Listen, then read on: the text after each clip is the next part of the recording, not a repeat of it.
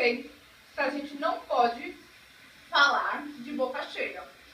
Mas eu estava precisando comer esse pão, porque eu estava morrendo de fome. E nada melhor do que a gente comer algo quando o nosso estômago está gritando, não é, garotada? Bom, é desse assunto que eu vou falar com vocês hoje. Mais ou menos, esse assunto tem a ver com comida, com a sensação de se sentir cheia, né, ou cheio, ou satisfeito, né, de uma forma um pouquinho mais educada, né, de se falar e tal. Hoje eu vou falar sobre Jesus ser o pão da vida. Por isso que eu comecei essa aula, né, fazendo essa introdução com pão, tá? E olha, diga-se de passagem, gente, eu estou com fome, eu ainda não comi nada, tá? Então esse pãozinho caiu do céu, literalmente, foi na hora certa. Bom, antes de eu começar a falar, né, ou tratar de um texto bíblico que fala sobre Jesus ser o pão, eu quero começar com vocês com uma oração. Então vamos lá? Senhor, nós te agradecemos por este dia, te agradecemos por este momento na tua presença. Pai, abra os nossos ouvidos, abra a nossa compreensão para que possamos entender as verdades sobre ti e aquilo que o Senhor espera, Senhor Jesus, de nós, como seus discípulos, meu Pai. Nos ajude, Senhor Jesus, é o que nós pedimos em nome do Pai, do Filho e do Santo Espírito. Amém. Bom, vamos lá, garotada. Eu quero que vocês abram a Bíblia em João 6. Nós leremos os versículos do 22 até o 59. Na verdade, assim, a gente não vai ler todos, né? Nós vamos ler versículos específicos. Mas a aula de hoje está baseada nesses versículos, certo? Bom, na última aula que vocês tiveram comigo, nós falamos acerca de Jesus. Sendo Jesus, deixa eu só virar aqui as páginas, sendo Jesus o servo, né? O Jesus o professor, o Jesus aquele que ensina e tal. E eu tratei desse tema contando a história que antecede essa história, né? Narrada pelo apóstolo, né? Pelo discípulo João, certo? Bom, no caso evangelista também. Antes de Jesus, né, falar, ele proclamar que ele é o pão da vida, lembre-se, ele estava numa região que era a região de Nazaré, né? E aí lá ele fez a primeira multiplicação dos pães e dos peixes, certo? E aí eu contei, né, que Jesus, ele atravessou o mar da Galileia, ele estava na região de Nazaré, e ele queria, conforme relata no livro de Marcos, ele queria chegar até Betsaida, né? Mas aqui no Evangelho de João, fala que ele queria chegar ali naquela região de Cafarnaum, né? Então, Betsaida e Cafarnaum, eles são duas regiões muito próximas, tá? Então, Jesus queria ir para aquele lado de lá, né? Estava em Nazaré, na sua região, né? Onde ele nasceu e tal, e queria atravessar, e foi isso que ele fez. Mas Jesus atravessou de uma maneira totalmente sobrenatural, né? Ele andou sobre as águas, enquanto os discípulos atravessaram o mar da Galileia dentro de um barco, tá? E aí a gente viu, né, que Pedro, ele deu alguns passos ali sobre as águas, mas depois ele caiu e tal. E foi essa história que eu contei para vocês, que a gente trabalhou na aula retrasada, né? Passada comigo, né? Mas a aula retrasada de vocês. Bom, o que mais que eu posso dizer? Continuando, né? Jesus, então, ele atravessou o mar da Galileia.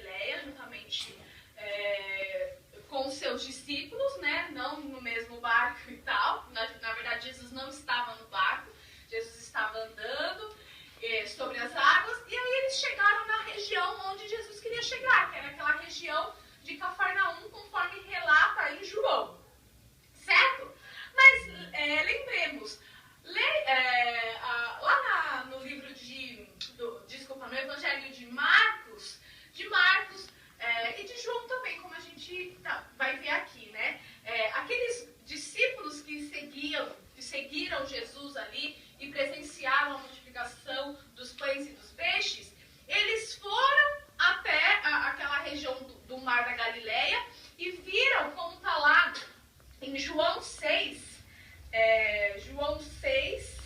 22, eles viram que Jesus e seus discípulos não estavam mais lá naquela região onde Jesus havia feito a multiplicação. Então, eles também pegaram, né, um barco e tal, e atravessaram a região do Mar da Galileia para ver onde Jesus e seus discípulos, né, aqueles mais próximos e tal, no caso a gente chama os 12 apóstolos, onde eles estavam. E aí eles chegaram na região de Cafarnaum, esses discípulos também, tá? Então, a primeira leva dos discípulos foram aqueles mais próximos, os 12, né, apóstolos e tal.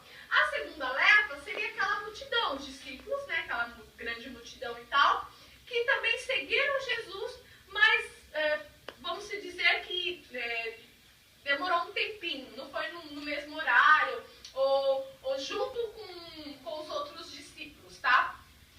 E aí eles chegaram e eles encontraram com Jesus e começaram a fazer um monte de perguntas.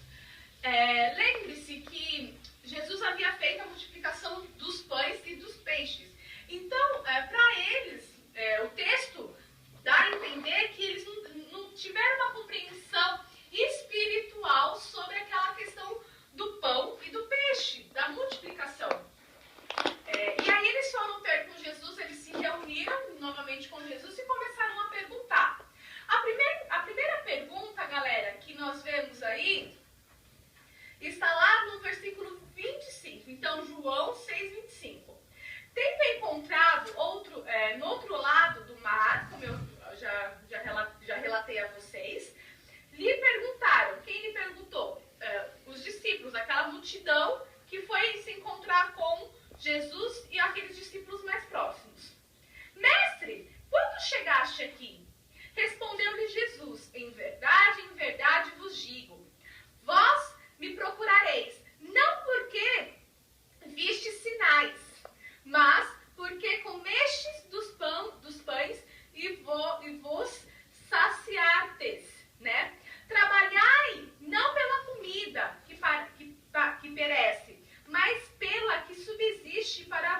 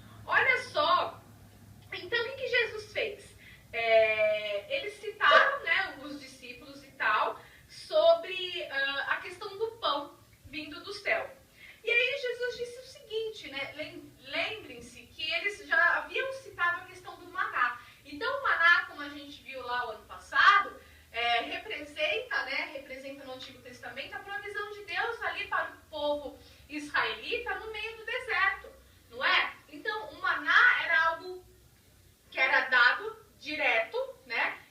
Todo dia, e esse maná ele vinha do céu e saciava todo o povo, né? Toda aquela nação ali que estava no deserto. Então, Jesus está dizendo aqui, gente, que aquele maná não era dado por Moisés, não é? Que era Moisés que estava cuidando do povo naquela época, ele estava regendo o povo. Jesus disse que aquele maná vinha de Deus, vinha literalmente dos céus, era Deus que mandava. E aí Jesus disse, porque o pão de Deus é o que desce do céu e dá vida ao mundo. Olha só, Jesus já está falando ali entre linhas que ele é o pão vivo que desceu do céu. Mas a gente vai ver um pouquinho mais pra frente que logo, depois de toda essa parte de perguntas e tal, ele vai falar, ele vai afirmar que ele é o pão da vida, que ele é o pão que desceu do céu. Mas antes ele já começa a dar uma pista, sabe assim? Dá uma dica ali. Porém, como a gente vai ver, os discípulos, aquela multidão que havia seguido Jesus, eles não estavam entendendo com os olhos espirituais. Jesus estava falando e tal, e ele usou uma forma bem didática, sabe? De poder ensinar e tal. Mas os discípulos não estavam entendendo o que Jesus estava falando, certo? Então eles disseram, Senhor, dai-nos sempre este pão. Os discípulos. E esse pão que Jesus estava falando não era aquele pão, literalmente, né? Esse pão aqui, ó.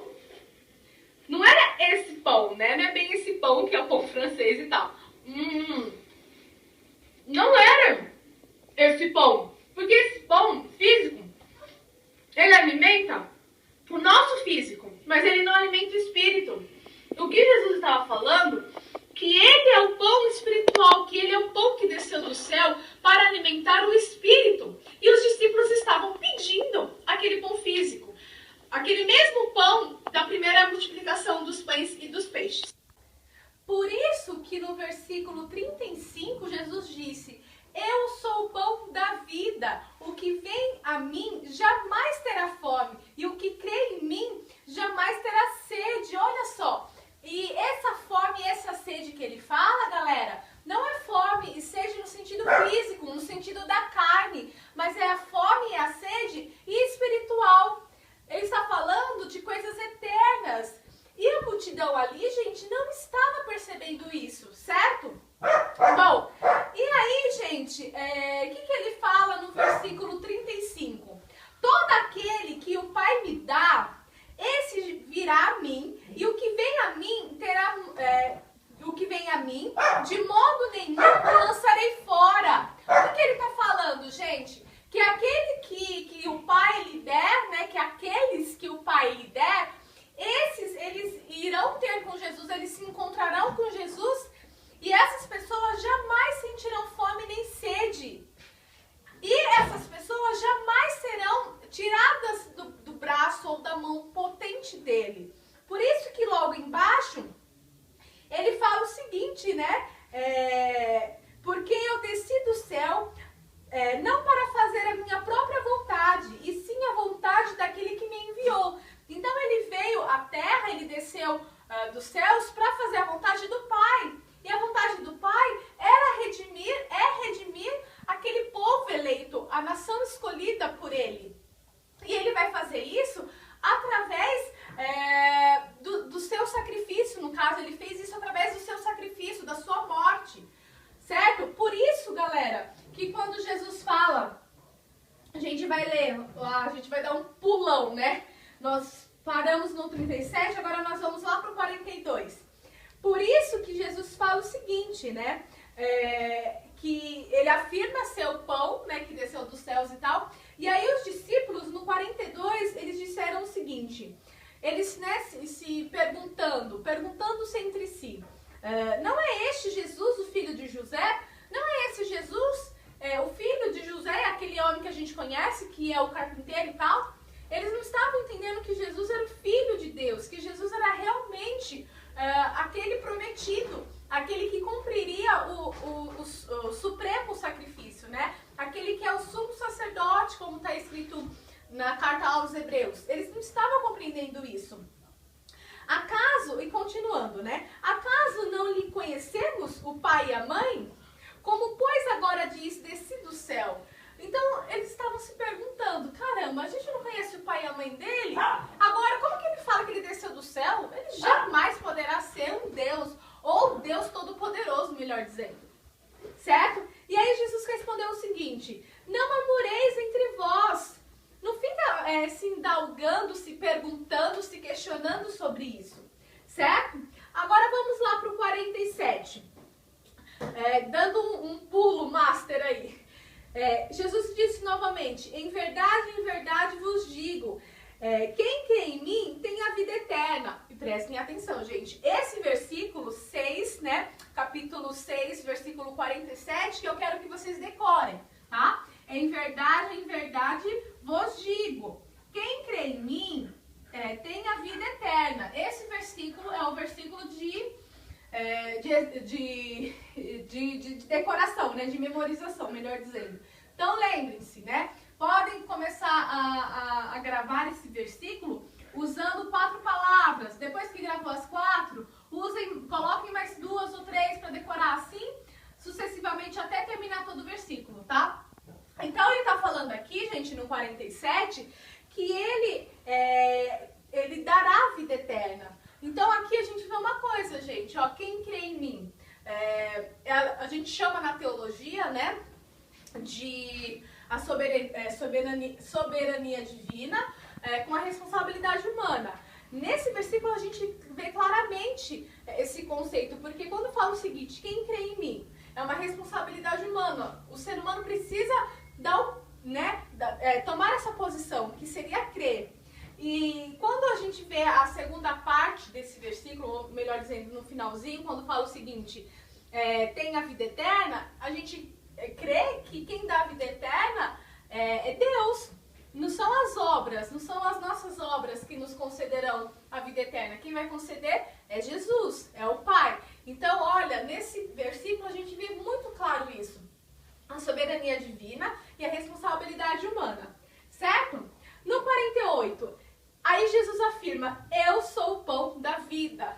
Gente, aqui Jesus está falando de novo e os discípulos não estavam compreendendo. Ele não era aquele pão físico, ele era aquele pão espiritual. Ele usou essa analogia do pão porque assim, a gente precisa do pão, né? Em outras culturas, o pão não é o alimento essencial do dia, do cardápio e tal, né? A gente vê isso em outras culturas, como, por exemplo, a cultura indígena, eles não comem pão, né? Mas o que a gente pode trocar aí o pão por algum alimento que seja do uso cotidiano deles? Por exemplo, o açaí, a banana, é algo que eles sempre estão se alimentando. Então, para essas culturas, né, o pão não é o principal, mas Jesus usou essa representação do pão, gente, para falar que o pão é um alimento que nos sacia, que nos dá sustância, não é? Que nos ajuda. Por isso que ele usou essa analogia do pão, tá? Mas em outros contextos sociais, a gente pode usar, por exemplo, que Jesus é o açaí, né?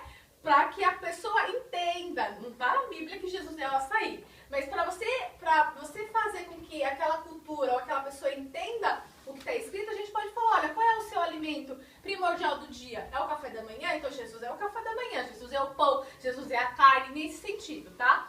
E uma segunda colocação, porque Jesus usou a palavra pão para falar sobre o sacrifício. Eu havia falado alguns momentos atrás que Jesus estava falando que ele era o sacrifício. Aqui ele afirma isso novamente, porque assim, sendo ele o pão, o Evangelho de João é um evangelho que centra muito no papel de Cristo, ele representa quem Cristo é e tal. É um evangelho muito voltado para mostrar, né, as verdades acerca de Jesus. Por isso que fala, Jesus é o pão, Jesus é a porta, Jesus é a água. Para dar essas analogias para que o leitor, ao ler o Evangelho de João, compreenda, né, que Jesus ele é realmente a porta, ele é realmente a água, que realmente ele é o caminho, que ele é a água, tá bom, gente?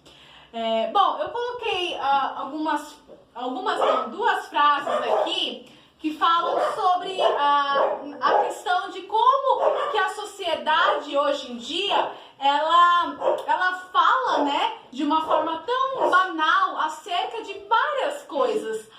Ou melhor dizendo, né, eles falam que todos os caminhos levam a Deus, eles falam que todos, né, que todo mundo é filho de Deus, mas será que isso é verdade? Com base nesse estudo, com base nessa aula que tivemos hoje, será que todo mundo é filho de Deus? Será que todo mundo vai se encontrar com Deus nesse sentido, né? Ou será que todos os caminhos vão levar a Deus? É uma coisa para vocês refletirem, tá bom? Bom, o que a gente aprende com tudo isso? Que nós temos que confiar na palavra de Deus, que a gente não pode achar que tudo que todo mundo fala é verdade. Então a gente tem que acreditar que a Bíblia, gente, ela é verdadeira, que a Bíblia fala aquilo que Deus espera que o seu povo faça, que a Bíblia fala sobre aquilo que Deus quer que o seu povo possa pensar e agir e tal, certo? A Bíblia, ela nos mostra que a gente tem que responder algumas perguntas, como Jesus fez acerca dos discípulos e tal, com perguntas adequadas, com perguntas verdadeiras, que mostram a verdade sobre o reino, certo? Então, se alguém te perguntar, ou se alguém falar, olha, todos os caminhos levam a Deus, você acredita, Bruno? Você fala assim, não, por quê? Porque Jesus disse que Ele é o caminho, Ele é a verdade e Ele é a vida, certo? Então, não é que todos os caminhos, nesse sentido, todos os caminhos, no sentido de religião. Não é que toda religião vai levar a Deus. Não, porque na Bíblia está escrito. Eu quero que vocês lembram lá que quando Jesus foi tentado pelo Satanás, ele venceu pela palavra, certo? Ele venceu Satanás porque ele falava, da Bíblia está escrito, lá está escrito, não é? Então, a gente tem que falar das verdades apontando para a Bíblia. Bom, nós temos que falar de Deus para as pessoas, certo? Nós temos que falar do amor de Deus, nós temos que dizer que Ele é o pão, que Ele é o alimento, que Ele é aquilo que é primordial para a sua vida, para a sua existência. E não somente a existência física, mas principalmente a existência espiritual, certo? E a gente tem que confiar que aquelas pessoas que Deus escolheu antes da fundação do mundo, elas crerão. Elas crerão porque aqueles que Deus os deu, né?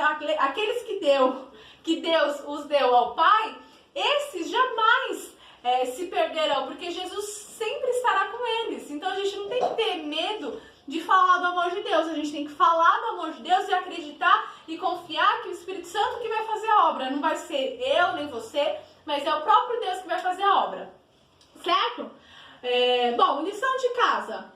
O que vocês vão fazer? Eu sei que nós estamos na quarentena, estamos passando por esse momento difícil, mas eu quero que vocês falam sobre as verdades que a gente aprendeu hoje, sobre Jesus ser o pão da vida, para o máximo de pessoas possíveis, tá bom? Não sei se vocês têm Instagram, se vocês têm Facebook, se vocês têm WhatsApp, ou se vocês estão naquele grupo, né, do colégio para ter aquelas aulas online e tal.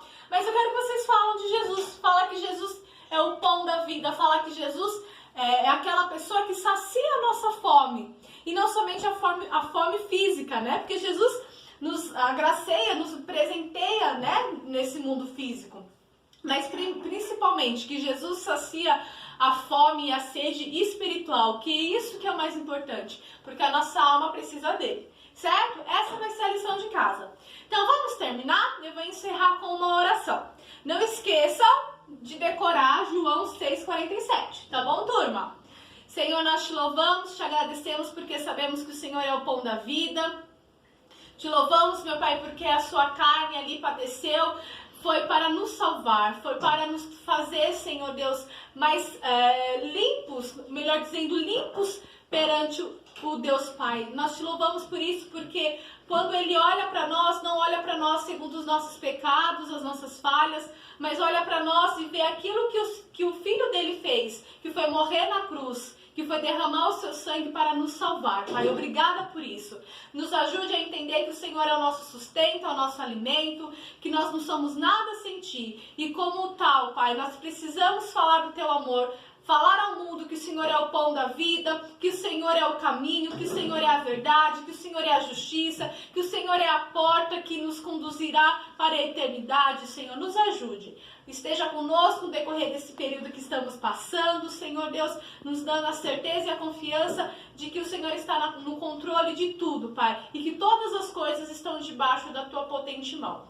Nós te louvamos e te agradecemos por tudo. Amém. Beijinhos, gente. Tchau, tchau.